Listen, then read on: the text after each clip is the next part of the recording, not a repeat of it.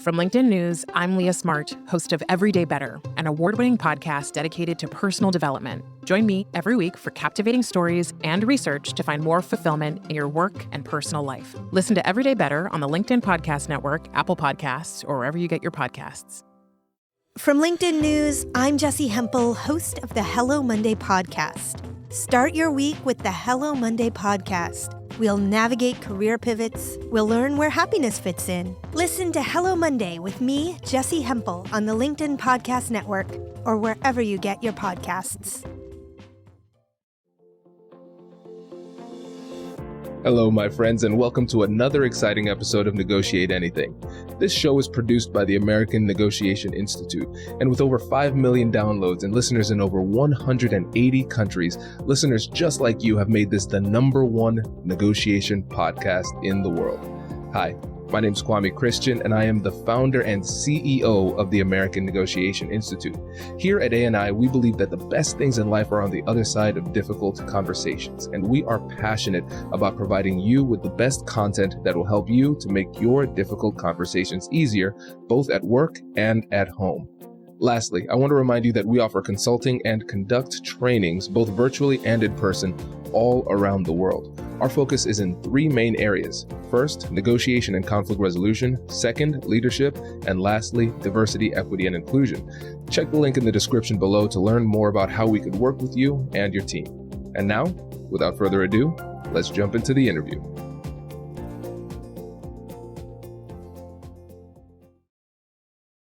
David, thanks for joining us today.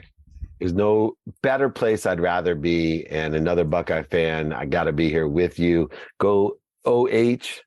I-O. That's my man. Well, I appreciate the opportunity to share with your community and share with my community 2 like-minded, open-hearted, open-handed people. Absolutely. Well, let's get started, man, with just tell the listeners a little bit about yourself and what you do. Sure. I'm a speaker, author, and entrepreneur. I do a variety of things. I have one of the most eclectic backgrounds of anyone that you'll meet. I was born in Akron, Ohio, and into the world of scarcity, I call it. And I wanted to be rich to buy my mom a house and a car. So I went to law school to be an oil and gas litigator. And out of law school, ironically, I got offered a second job that paid more than an oil and gas litigator. And that was to work in the internet.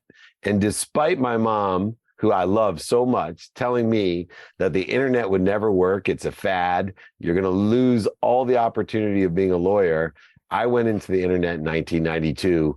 By 1993, I was a millionaire. 95, we exited for a small bit, 3.4 billion in 95, which led me to the Silicon Valley, where I doubled down on the technology understanding that I have. And I always say I am good because I had a technology understanding. I'm still good because I have an understanding of technology. I can't code, right? I'm not a technologist. In fact, I hire people to tell me the business issues that are involved in technology, but I was really good at that. So I raised hundreds of millions of dollars in the middleware space.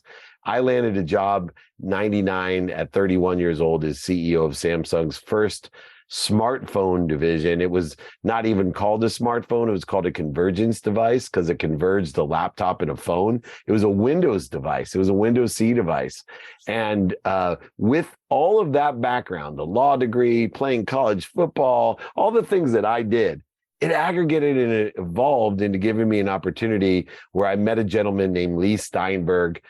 He ran Lee Steinberg Sports and Entertainment. Most people know Lee. They actually based the movie Jerry Maguire about Lee and our firm. And so I somehow, with a law degree, being an average Division III football player who dreamed of playing at Ohio State, ended up not only being CEO of Samsung's phone division, but actually ended up being the CEO of the most notable sports agency in the entire world that they made the movie Jerry Maguire about. And then, even luckier, my office was right next to a man named Warren Moon, the Hall of Fame quarterback, who he and I spun off a sports marketing company and called Sports One Marketing, a global sports marketing company, which we built to an incredible business that was based off of making a lot of money to help a lot of people and having a lot of fun around the biggest sporting events: Super Bowl, Pro Bowl, Masters, Kentucky Derby, Breeders' Cup, ESPYs, Emmys, Oscars, Grammys, national championships for Ohio State beating Oregon, all kinds of great events that we would do. And then, lucky me, the COVID hits and I have to hire all of my employees to work for Dave Meltzer Enterprises because there's no Super Bowl, Pro Bowl, Masters, Kentucky Derby. And so I leaned into my brand, which I already had written books, I spoke, I had podcasts, but I really leaned in the last 3 years to build a brand with one mission in mind, not just to make a lot of money, help a lot of people, and have a lot of fun, but my mission got much bigger. I realized I was limiting myself. So because I know how to make a lot of money, help a lot of people, and have a lot of fun, my mission became to teach other people to do that, to empower over 1 billion people to be happy. What do I mean by be happy? I've never met anyone in my life that does make a lot of money, that helps a lot of people with that money and has a lot of fun with that money, that isn't happy. And so I've been on a mission to help empower the world, to change the world. You can't stop me. I know people laughed at me, scoffed at me, and made fun of me when I started. I know people still laugh at me, scoff at me, and make fun of me today, but I don't care because I'm going to change the world. I'm going to create a collective consciousness of plain old happiness. Oh my goodness. It's one of those things, man. Sometimes I forget that I'm the host. I was just like, man, I love this podcast. This is great. I'm all hyped up. This is great, man. And listeners, think about David's background here. There are so many different ways we can go. And so I asked David the question I ask everybody when we come on the show: where is your energy taking you? Like, what's most excited around human interaction? And you had a really simple answer. And it was the size, scope, and scale of the audience. You were talking about community. And so with all of that in mind, what made you focus on community today? And it was really understanding it. I try to simplify everything. I have all these like simple statements. One that's blowing my mind right now. How about this one?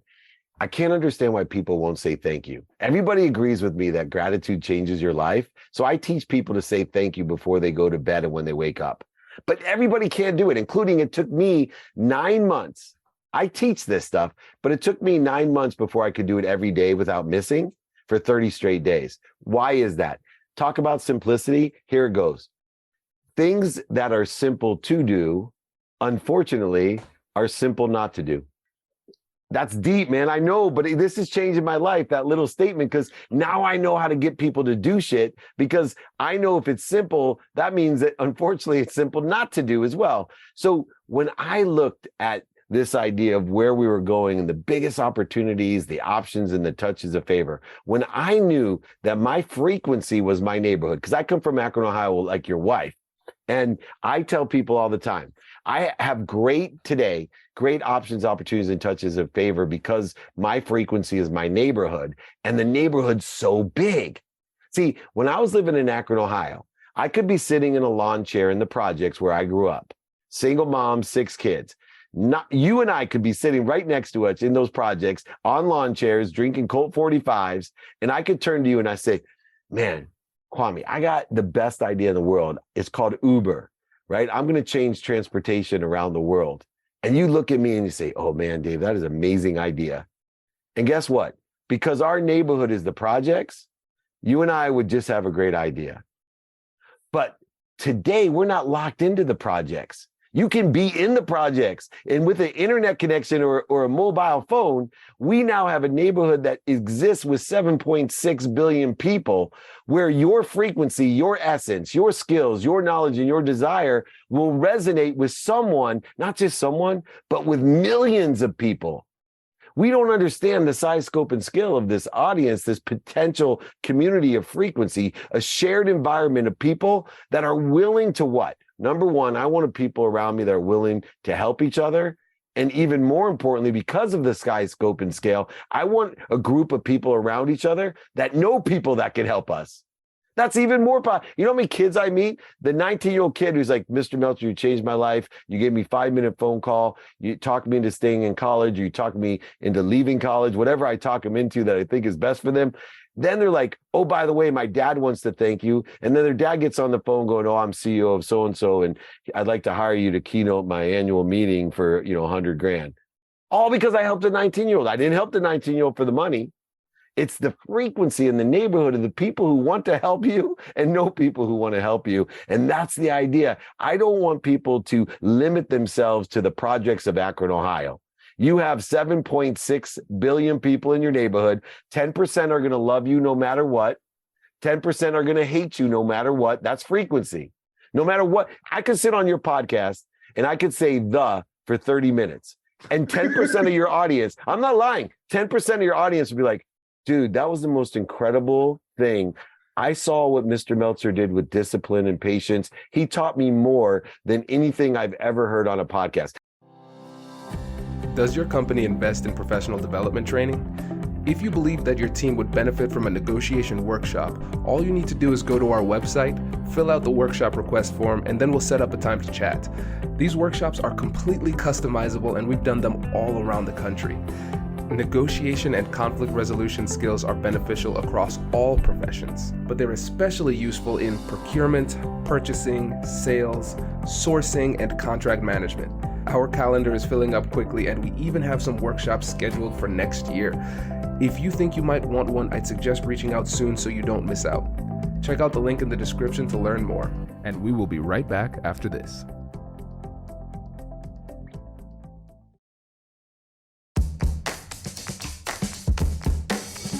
Hey you, I'm Andrew Seaman. Do you want a new job? Or do you want to move forward in your career? Well, you should listen to my weekly show called Get Hired with Andrew Seaman. We talk about it all, and it's waiting for you, yes you, wherever you get your podcasts. Brace the rudders! Raise the sails! Raise the sails! Captain, an unidentified ship is approaching. Over. Roger. Wait, is that an enterprise sales solution? Reach sales professionals, not professional sailors. With LinkedIn ads, you can target the right people by industry, job title, and more. We'll even give you a $100 credit on your next campaign. Get started today at linkedin.com/marketer. Terms and conditions apply. That's 10% of people. They'll find a meaning to what I do because they're at my frequency. 10% of the people, I could be Einstein on here and prove to you E equals MC squared, and people would call into you and go, that's the biggest idiot I've ever met. I hate that guy. He's like Tabasco in a room. But when we realize that we have such a size, scope, and scale of 7.6 billion people, then we got to pursue meeting people where they're at, finding out what they're doing, asking how and what they like about what they're doing, what and how they don't like, and then say, will it help you if? This simple template will allow us to build that community of millions of people eventually if you stay consistent. Oh, this is so good. And now let's go to a word that you've mentioned a number of times, because I don't want to assume that people really understand what this means. So you've said the word frequency a lot. And this gets into the quantum physics and different energies and things like that. In the corporate space, people look at this and say, oh, this is woo-woo type of stuff and silly. And so I want you to talk to those people who are saying that in their head silently. Oh, majority of people should be saying that because I said it, right? I was that corporate guy. There's two things that are funny about me being 55 last week. One, I'm one of the only 55-year-old men that came back into the closet. I'm in a closet for my studio, but I also came out of the woo-woo closet. Right? I came out of the woo-woo closet. I am not afraid of telling people about my faith or my quantum physics, metaphysics, and physics background. And the understanding goes like this. If you don't understand frequency, it's really just vibration. And here's how I explain it to people. It's math.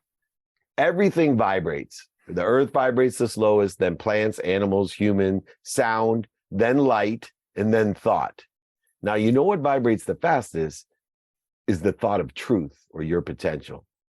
Now, remember, nothing, you can be aware of only things that exist at your vibration or less.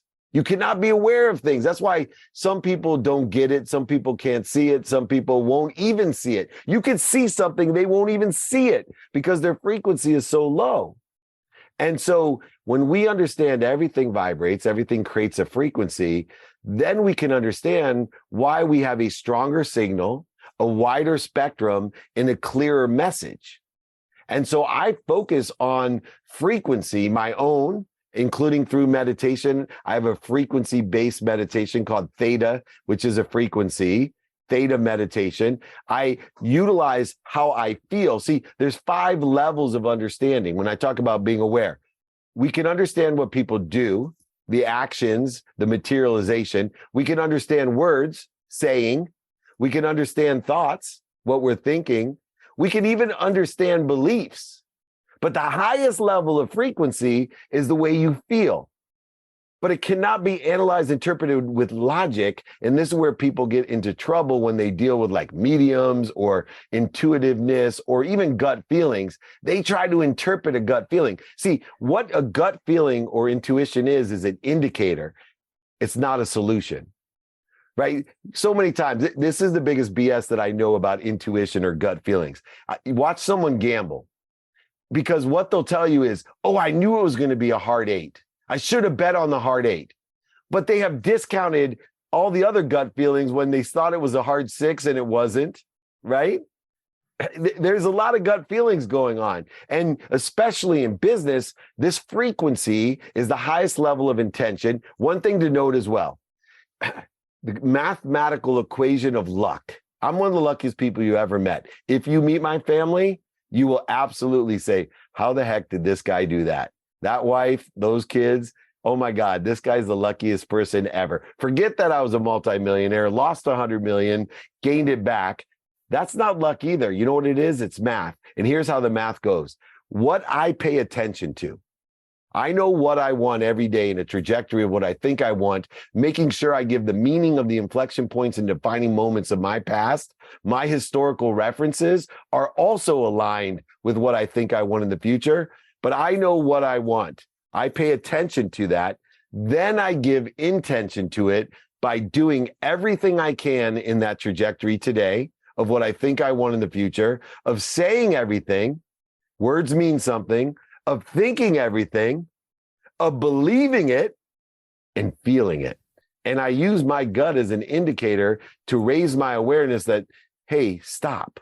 See, when I get a gut feeling, I don't think that's the answer, right? I say, stop, there's more to learn here. It's time to be more interested than interesting. And for me, it's turned into an understanding of how the 5 levels of intention work. Why? Because the mathematical equation of luck, get your pencils out. This is it. If you want to be lucky, this is all you got to do. Attention plus intention equals coincidence, the coinciding of the universe with what you want or better. I have never met one person that put their attention on what they wanted, put their intention into the attention, that didn't end up with what they wanted or better. Oh my God. Okay. So let me tell you something, David. All right. We've rescheduled this interview a number of times, right? And so I have been very skeptical of like quantum physics and vibrations and things like that. Now, last week I went to California. Great start to a story. Right. And I was part of this this presentation out in San Diego, and there was mindfulness and meditation, and then we did this whole this sound bath with crystal bowls doing vibration. And I was kind of making light of it. I was like, oh, we can do a sound bath. I thought all these years I was just bathing in water. I didn't know that we could bathe in sound. I think it's nonsense. And then I do this, and it changed everything. It changed my life. What are the odds that in 700 episodes of the podcast, never talked about this? We've rescheduled a number of times.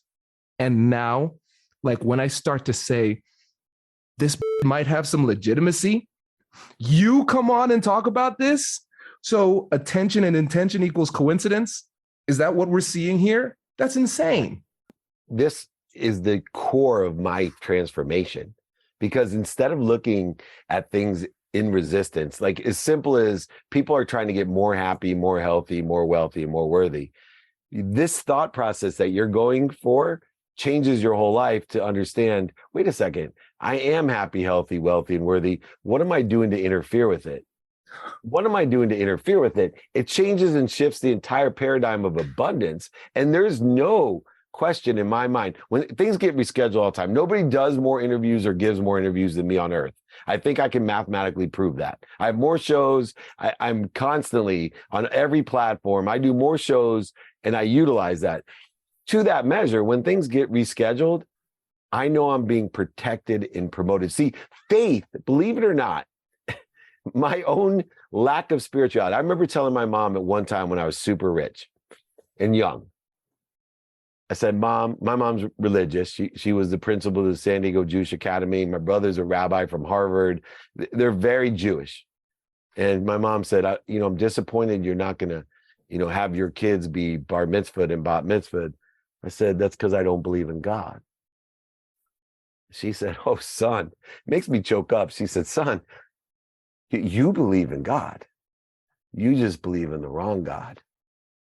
And I hope that you learn what God you should be believing in, the omniscient, all-powerful, all-knowing source that literally, son, knows everything and it loves you more than I love you.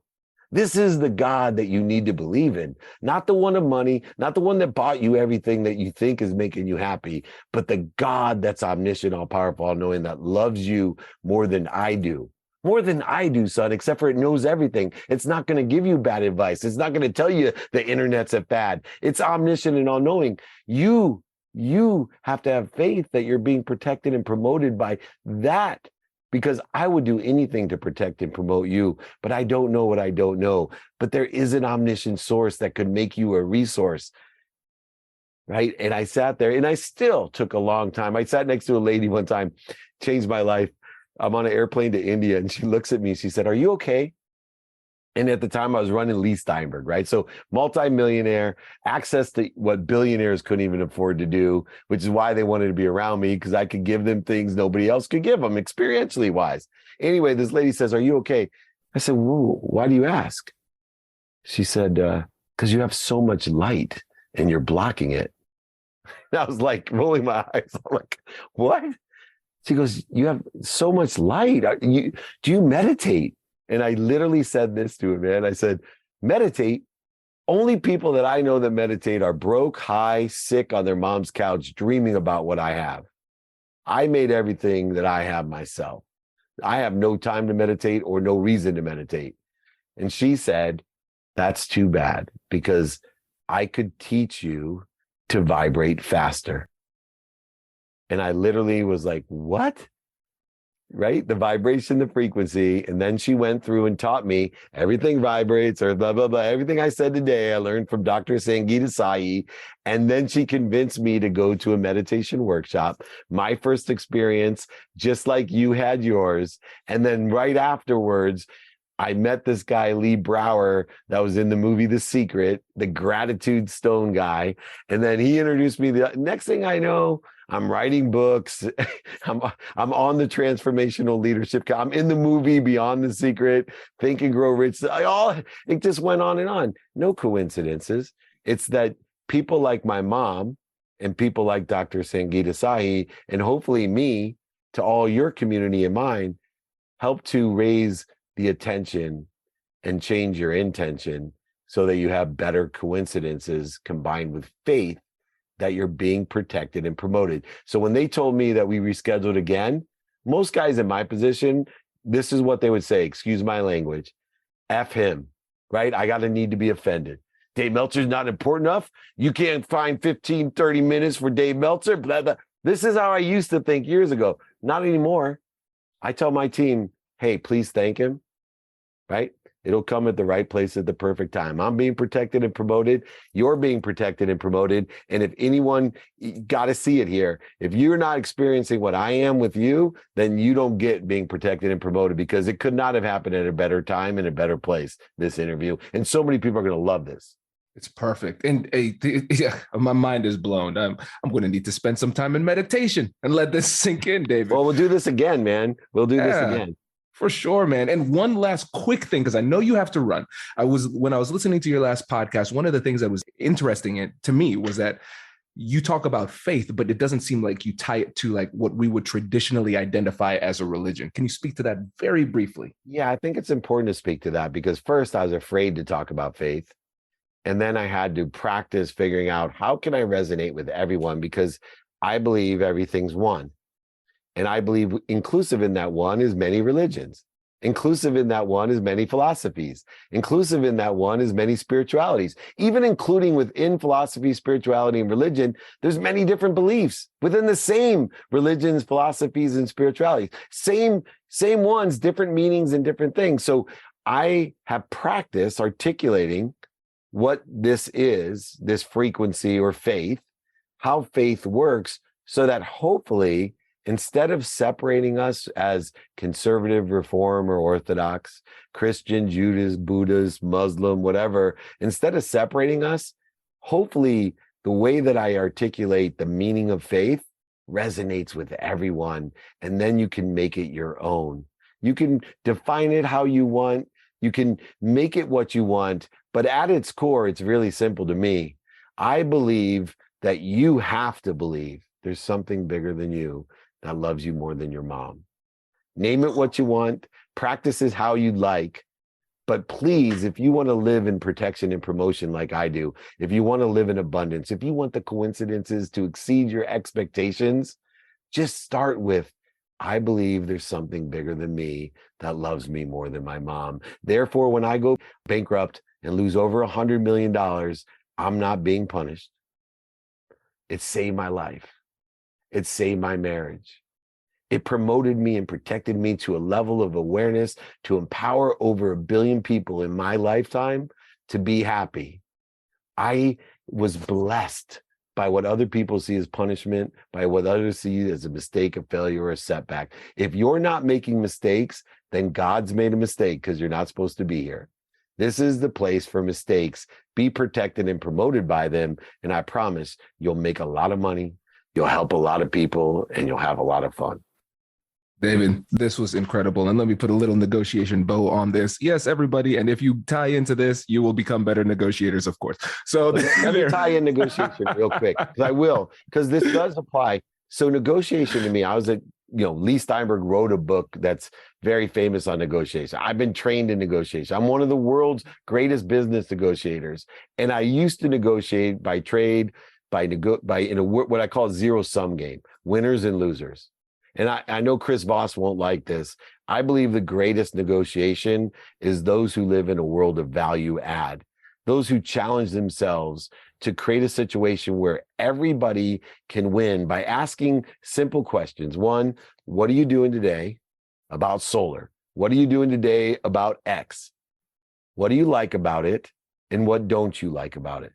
And if we can add what people like and take away some of what people don't like, and create and articulate value to exceed that expectation of what we're asking for, it's the best form of negotiation. And I'm happy to dive into your community. I have an open-ended question template that simplifies negotiation in a value add world where everyone wins, where when somebody helps you, they win. When you receive, you win. When you give, you win. When you witness giving and receiving, you win. Don't live in a zero-sum game of negotiation. Live in a value-add world of abundance. There's more than enough for everyone. There's more than enough of everything for everyone. You just have to co-create it with that individual. Thank you so much. I'm coming back on. You're coming on my shows. We'll see you soon. I appreciate you, brother. Thank you. Thank you. Take care. Good. Congratulations, you've just joined an elite club. By listening to a full episode, you're now officially on the Negotiate Anything team. So welcome aboard. What most team members do is they subscribe to the podcast because that allows them to automatically get the latest episodes of the show. The best things in life lie on the other side of difficult conversations. Keep learning, keep practicing, and keep getting better. Your relationships will improve, your career will soar, and you'll have the confidence you need to get get the most out of these crucial conversations. Again, thank you for joining the team. We're excited to have you, and I will see you in the next episode. I'll catch you later.